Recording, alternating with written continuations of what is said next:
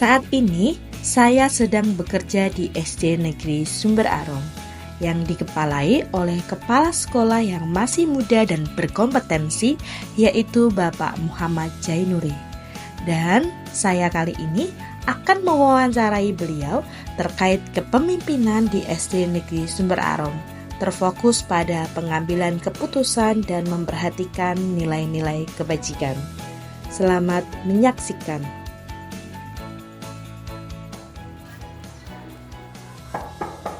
Assalamualaikum.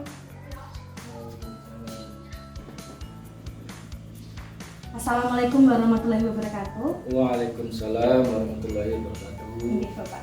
Bagaimana kabarnya Bapak hari ini? Alhamdulillah. Ya, alhamdulillah. Baik nih Bapak Ingit. Terima kasih Bapak telah meluangkan waktunya untuk hari ini. Kemudian saya juga minta maaf yang sebesar-besarnya apabila saya mengganggu waktu Bapak yang saya ketahui saat ini Bapak sudah mempersiapkan diri untuk PKKS gitu Bapak Ingit. Yes, benar lagi. Iya Bapak Ingit. Begini Bapak, kebetulan saya dalam program guru penggerak ini sedang mendapatkan tugas terkait kepemimpinan Bapak. Jadi saya diberi tugas untuk berbincang-bincang dengan kepala sekolah untuk berbagi pengalaman tentang kepemimpinan dalam mengambil keputusan. Di mana dalam mengambil keputusan itu ada suatu pilihan, apakah pilihannya itu memang benar-benar sesuai dengan nilai, keduanya mempunyai nilai-nilai kebajikan yang harus diambil keputusan untuk memilih yang baik dari yang baik, gitu Bapak. Langsung saja nih Bapak. Oke, kalau boleh tahu Bapak, Bapak sudah berapa lama di sekolah ini mengepalai? Mau menuju ke 4 tahun. Oh iya, sudah cukup lama dan saya rasa sudah berpengalaman Bapak di sekolah ini. Ya, begitulah. Iya Bapak ini. Selama ini mungkin Bapak sudah pernah mendengar tentang dilema etika dan rujukan moral. Apakah Bapak pernah mengidentifikasi apa itu dilema etika dan rujukan moral Bapak? Ya, jadi dilema etika itu ya, kalau misalnya di sekolah kita itu dihadapkan pada suatu pilihan yang keduanya itu sebetulnya sama-sama baik, tapi sekolah dituntut untuk memilih salah satu dari yang baik itu. Nah, inilah permasalahan yang termasuk dilema etika itu. Iya Bapak, sama-sama punya nilai baik. Kalau rujukan moral Bapak? Barangkali kalau rujukan moral itu yang terjadi selama ini ada kalanya itu ada perintah dari atasan kita atau keputusan yang dibuat bersama, namun sebetulnya kurang sesuai dengan yang kita pikirkan ya, yang kita pikirkan bersama dalam satu sekolahan itu, namun tetap kita harus menjalankan keputusan yang diperintahkan sebagai bentuk kepatuhan kita pada keputusan bersama. Berarti Bapak selama ini pernah mengalami kasus seperti itu, nggih? Ya, pernah. Bagaimana Bapak dalam menjalankan pengambilan keputusan sekolah, terutama dalam kasus-kasus di mana ada dua kepentingan yang sama-sama benar dan mengandung nilai kebajikan Bapak? Ya, yang pertama kita harus menelaah terlebih dahulu latar belakangnya bagaimana, juga mengobservasi di lapangan tentang dilema etika itu tadi. Kemudian tentu saja kita harus memusyawarahkan bersama oleh seluruh warga sekolah untuk mendapatkan keputusan yang terbaik yang dapat diterima. Gitu ya Bapak. Kemudian langkah-langkah atau prosedur seperti apa yang Bapak lakukan dalam menjalani dilema etika itu Bapak? Ya, seperti yang untuk mengambil keputusan tentunya. Ya, dalam mengambil keputusan itu seperti yang saya sampaikan tadi bahwa kita harus berkoordinasi oleh seluruh warga sekolah terkait dengan permasalahan di 5 itu tadi. Kita cari solusi yang terbaik, pilihan yang terbaik di dalam kaitannya tadi ada 2 pilihan yang harus kita putuskan. Gitu.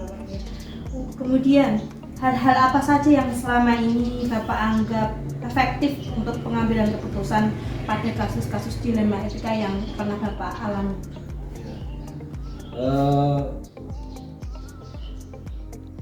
Seperti tadi ya yang saya jelaskan tadi, bahwa kita harus bekerja bersama, ya, harus mampu bekerja sama dengan semua pihak sekolah. Jika kita bisa bekerja sama dengan baik, maka tidak sulit untuk memecahkan problem dilema etika. Kuncinya adalah kita mampu bekerja sama dengan semua rekan-rekan kita, semua warga yang ada di sekolah. Jadi perlu komunikasi yang baik antar mungkin yang dilema itu tadi, orang-orang yang berkepentingan. Perlu komunikasi yang baik untuk pengambilan keputusan bersama.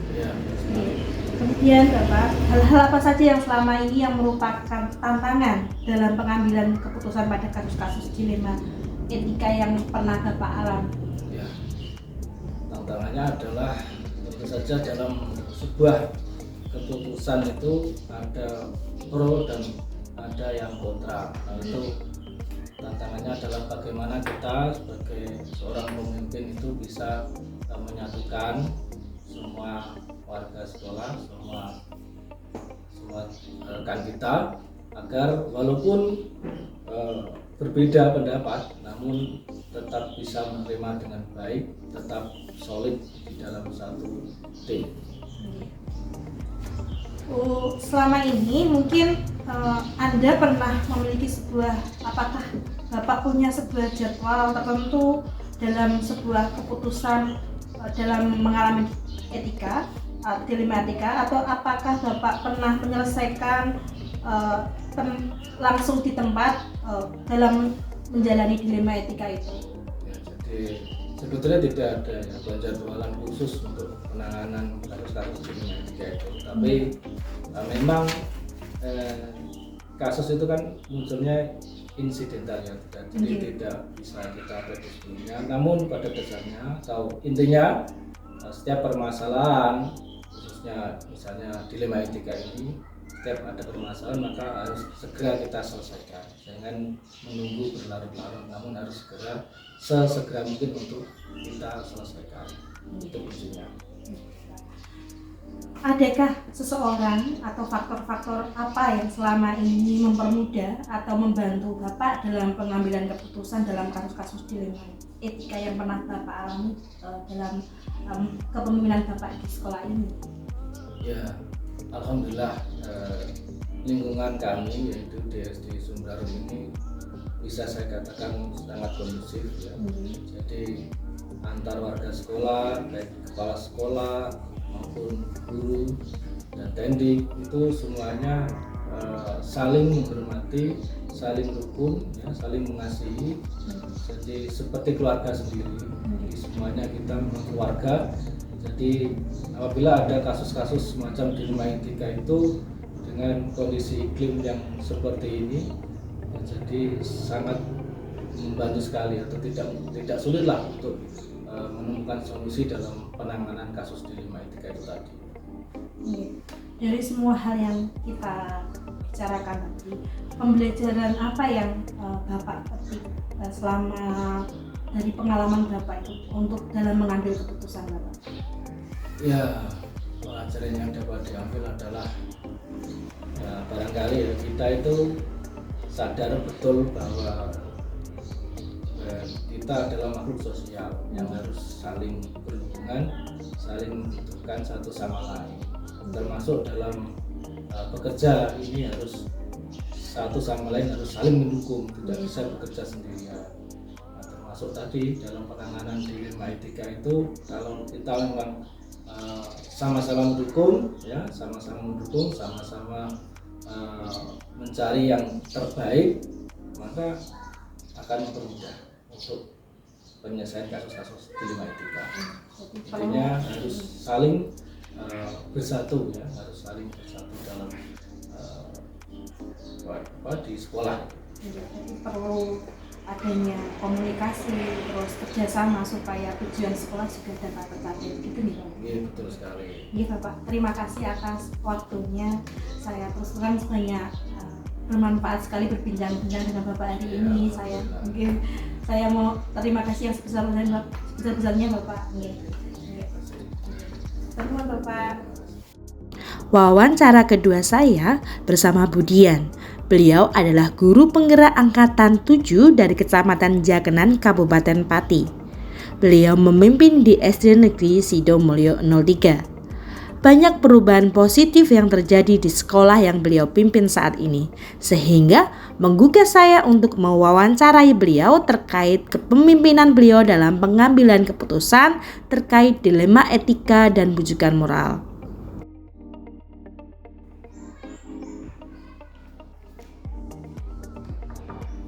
Waalaikumsalam. Monggo. Ya. Monggo putri nanti dulu. Assalamualaikum warahmatullahi wabarakatuh. Waalaikumsalam warahmatullahi wabarakatuh. Terima kasih Bu telah memberikan waktu ke saya. Perkenalkan, saya Suratmi Diatiti, CGB angkatan 11 dari Kabupaten Pati dari Kecamatan Jaken Bu. Ya. Hari ini mau meminta waktunya Ibu sebentar terkait tugas saya di guru penggerak ini tentang nilai-nilai kebajikan tentang pengambilan keputusan ini. Saya ingin melakukan sharing sebentar pada Ibu tentang Ibu kan saat ini sudah menjalani kepala sekolah di SD Sidomulyo 3 ya. Makanya saya mau bertanya soal kepemimpinan Ibu selama mengepalai di SD ini. Terima kasih ya. Kalau boleh tahu Ibu sudah berapa lama mengepalai di SD Sidomulyo ini? Kalau di Sidomulyo ini kurang lebih hampir 3 tahun Bu. Hampir 3 tahun. Berarti cukup berpengalaman gitu. Ya, insya Allah. Dan jenengan sudah banyak mengambil keputusan untuk kemajuan SD ini. Ini pertanyaan pertama gitu. Kalau boleh tahu, selama ini apakah Ibu pernah mengidentifikasi, pernah mengalami kasus-kasus dilema etika ataupun bujukan moral Ibu untuk mengidentifikasinya? Apakah Ibu pernah mengalami seperti itu? Iya, tentang dilema etika ya Bu ya, dan juga bujukan moral itu kan hampir sama-sama dengan nilai-nilai kebajikan, sama-sama bernilai yang baik. Berarti kita identifikasi dulu, memang harus diidentifikasi, kita temui masalahnya seperti apa dan kita identifikasi dulu, itu harus begitu Bu. Memang harus diidentifikasi dulu untuk mengetahui apakah masalahnya itu termasuk dilema etika atau bujukan moral, gitu ya. Selama ini bagaimana Ibu menjalankan pengambilan keputusan di SD ini, terutama untuk kasus-kasus dilema etika, untuk yang benar-benar dan yang salah gitu. Berarti semuanya sama-sama benar. Yaitu tadi kita harus identifikasi dulu apakah masalahnya itu seperti apa ya, pihak-pihak yang terlibat itu siapa saja, lalu kita identifikasi lagi ya. Misalnya saya kok tidak bisa mengidentifikasi, ya berarti kita meminta bantuan atau kolaborasi bersama rekan sejawat, dan juga tentunya kalau masih tidak bisa lagi ya kita melibatkan pihak-pihak yang lain seperti atasan atau dari pihak-pihak di luar sekolah. Untuk langkah-langkah atau prosedur yang biasanya Ibu lakukan untuk masalah dilema etika tersebut, seperti apa Ibu, bisa dijelaskan lebih lanjut? Langkahnya ya tadi, yang pertama kita harus tahu dulu masalahnya seperti apa. Terus berarti kita identifikasi dulu ya Mbak ya. Setelah kita identifikasi, kita harus tahu pihak-pihak yang terlibat, yang tentunya setelah kita identifikasi dan pihak-pihak yang sudah terlibat tadi siapa saja sudah kita ketahui, dan juga seumpama kita tidak bisa menyelesaikan sendiri, kita kolaborasi bersama pihak yang lain, terutama rekan-rekan guru, teman sejawat, atau pihak-pihak kalau masalah itu berhubungan dengan siswa, kita ya libatkan orang tua. Kalau berhubungan dengan rekan guru sendiri ya kita selesaikanlah di lingkup sekolah itu sendiri, gitu kan. Jadi harus diselesaikan secara relatif dan kemudian. Iya betul. Kita lihat dulu masalahnya melibatkan siapa. Hal-hal apa saja yang selama ini Ibu anggap efektif dalam pengambilan keputusan yang termasuk dilema etika tadi? Yang paling efektif ya kita lihat dulu masalahnya rumit atau tidak, masalahnya melibatkan siapa, dan juga kita kolaborasi. Yang penting ada kolaborasi Mbak, dan juga musyawarah mufakat bersama dengan rekan-rekan di sekolah. Komunikasi dan kita tidak bisa melakukan sendiri masalah itu.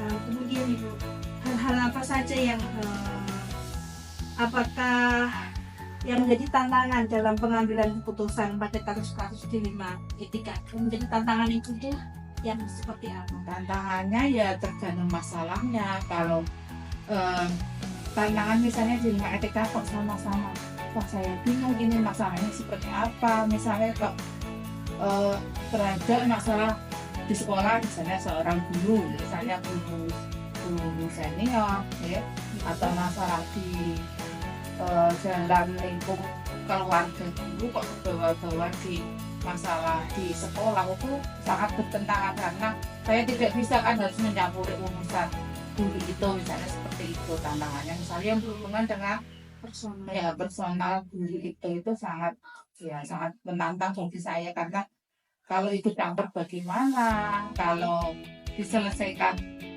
guru sendiri itu, kalau berhubungan dengan di sekolah ya kita sebagai kepala sekolah ya memang harus ikut campur, karena kita harus menyelesaikan, membantu masalah dari guru. Apakah Ibu pernah menjadwalkan secara khusus untuk melakukan penyelesaian dari kasus tersebut, atau jadwal khusus, atau harus diselesaikan pada saat itu juga? Kalau jadwal khusus ya tidak ada ya dia, misalnya dalam rapat misalnya. Kalau dalam lain-lain kita singgung lah, misalnya kalau ada masalah Bapak Ibu kita selesaikan bersama-sama. Kalau bisa misalnya tidak ingin diketahui ya kita face to face atau di ruang sendiri antara kepala sekolah dan guru itu sendiri, kita privasi sendiri, kita kita sharing ya, kita sharing pendapat. Kalau bisa diselesaikan ya kita selesaikan. Adakah seseorang atau faktor-faktor apa saja yang selama ini mempermudah dan yang membantu Ibu dalam pengambilan keputusan atas kasus dilema etika yang pernah seorang mengalami?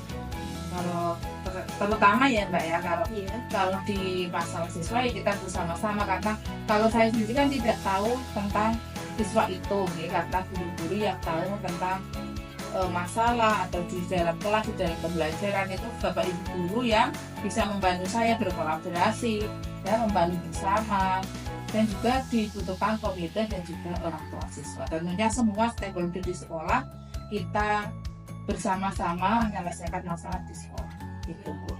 Jadi perlunya kolaborasi dan kerjasama gitu.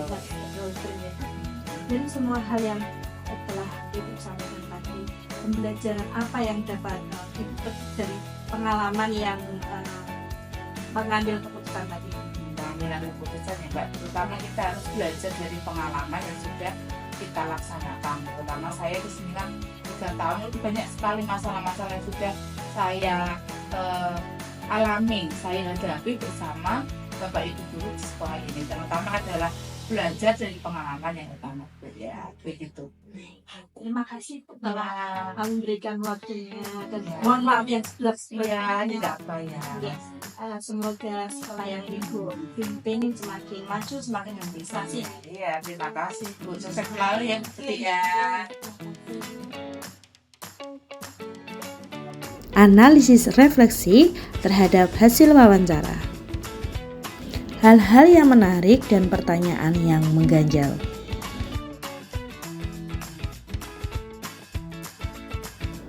Persamaan dan perbedaan dari hasil wawancara.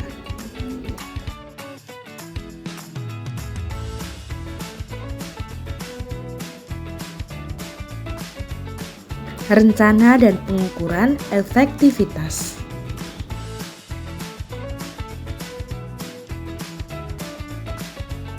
Penerapan pengambilan keputusan.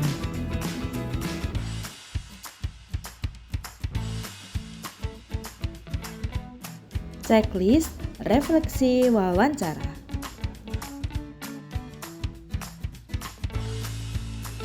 Terima kasih, semoga menginspirasi.